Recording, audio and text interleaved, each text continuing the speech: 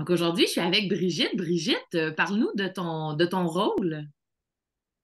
Oui, moi, je suis responsable des sports à l'école secondaire Pamphile-Lemay. C'est ma deuxième année ici à Pamphile. Ils m'ont appelé l'an passé, là, dans le fond, pour venir aider la technicienne en loisirs. Donc, c'est nouveau pour moi aussi. La première chose que j'ai pensé qui pouvait m'aider dans ce travail, c'est d'avoir mon club sportif. J'avais déjà travaillé avec cette plateforme-là dans une école primaire. Donc, je connaissais un petit peu la plateforme, plus le côté parent que le côté responsable.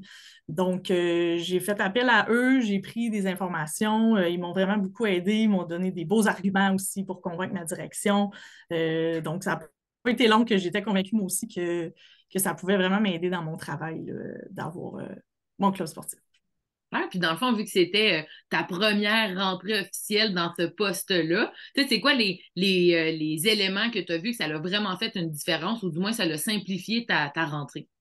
Oui, en fait, au début, quand je suis arrivée ici, les inscriptions se passaient sur papier. Les gens devaient remplir papier, leur nom, leur adresse courriel, le sport, tout ça. Donc, moi, après, je devais collecter les données là, dans des tableaux Excel. C'était très long. Il y avait beaucoup de marge d'erreur parce que des fois, l'écriture des gens, je n'étais pas sûre si c'est un Y, si c'est un G. Fait que, tu sais, il y avait beaucoup de marge d'erreur comme ça. Puis, c'était long. Aussi, c'était vraiment long. Là, avec mon club sportif, les gens s'inscrivent, puis la cueillette de données se fait toute seule. J'exporte les données, je clique sur un bouton, tout s'en va sur un tableau Excel. C'est super facile, on gagne vraiment beaucoup de temps. Fait que je comprends que pour tes inscriptions, ça l'a facilité. Oui, Pour la vraiment, création. la cueillette de données, oui, vraiment, ça, c'est les points majeurs, puis les horaires aussi, là. Les horaires de match, les horaires de tournoi en début d'année. Faut que je transmette, dans le fond, là, les horaires aux parents, aux entraîneurs, aux joueurs. Ça fait beaucoup de courriels. C'est ça, comme dit, là, tu as rempli l'adresse courriel. Tu n'es pas sûr que tu as la bonne adresse non plus. Donc, ça fait beaucoup, là, des fois, de gens qui me réécrivaient puis qui me disaient Ah, j'ai pas reçu l'horaire en moins. OK, redonne-moi ton adresse. Peut-être que j'ai pas la bonne. Mais là, avec mon club sportif, je suis certaine là, d'avoir les bonnes adresses courriels. Puis, je rentre les horaires. S'il y a des changements, c'est facile. Les parents reçoivent les notifications. Oh, la pratique vient de changer d'heure. Oh, le match vient de changer d'endroit. Ouais, c'est vraiment facile. Ça économise beaucoup de courriels.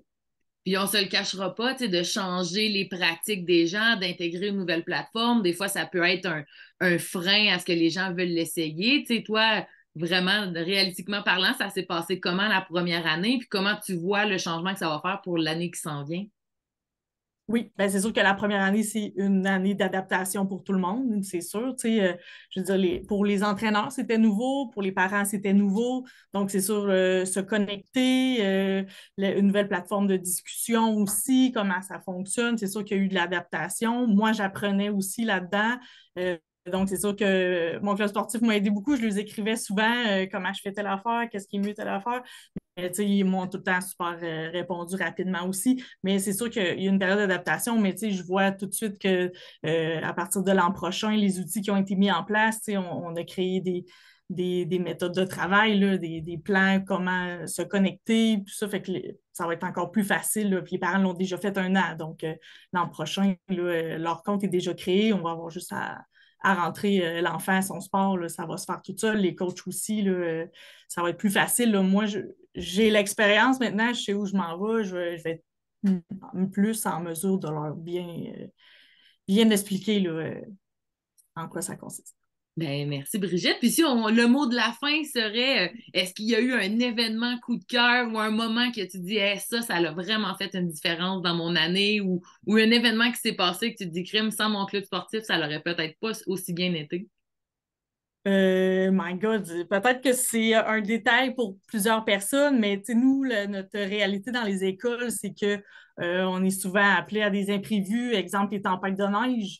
Il y a une tempête, ma directrice m'appelle à 3 heures l'après-midi pour me dire que mes entraînements de 4h30 doivent être annulés. Le centre de service ferme les écoles. My God, j'ai 1h30 pour rejoindre plus de 300 athlètes et parents pour leur dire que à 4h30, il n'y aura pas d'entraîneur. Donc, tu sais, je vais sur mon club sportif, j'annule, tout le monde reçoit une notification en même temps.